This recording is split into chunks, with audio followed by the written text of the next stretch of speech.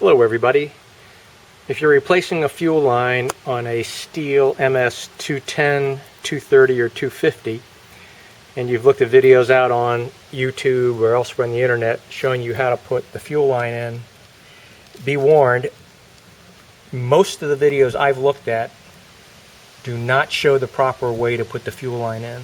The videos are well produced, got fancy graphics on the front, but they are inaccurate. So while these instructions apply directly to the MS250 as well as the MS210 and 230, it's my understanding that the fuel line is also installed the same way on the Stihl 021, 023, and 025 saws. Here are two fuel lines. On the left I have a genuine Stihl.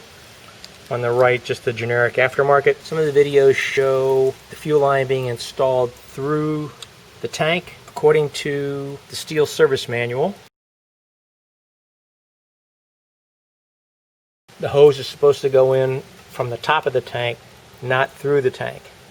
Number two, believe it or not, this preformed end, this short end, is the end that goes into the tank. It seems unreasonably short, and your tendency is to put this end in the tank so you can attach the fuel filter. But what's important is maintaining this angle here so that the saw will run when it's turned on its side. So the correct way to install these fuel lines, if you look at the grommet, you can see the taper on the left side of this picture. Similarly on this one, the left side's a little bit smaller, but that's the end that goes into the tank. It's this curved end that goes into the tank. This hose here is a genuine Stihl. There's a Stihl square logo on the end. The other major tip I'll give you is notice this flat right here. The flat portion of the grommet is supposed to be aligned with this mark right here.